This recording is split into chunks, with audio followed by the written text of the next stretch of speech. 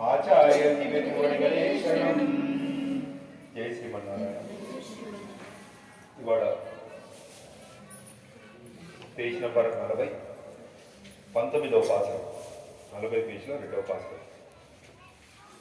అందరం అనుసంధానం చేద్దాం.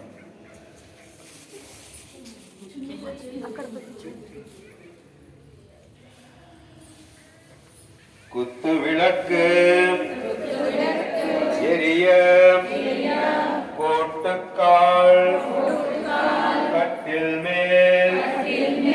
மெற்றென்ன பஞ்ச சயனத்தில் மேலேறி கொத்தலர்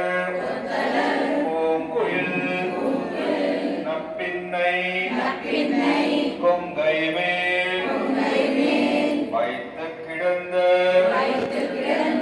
மலர் மார்பாம்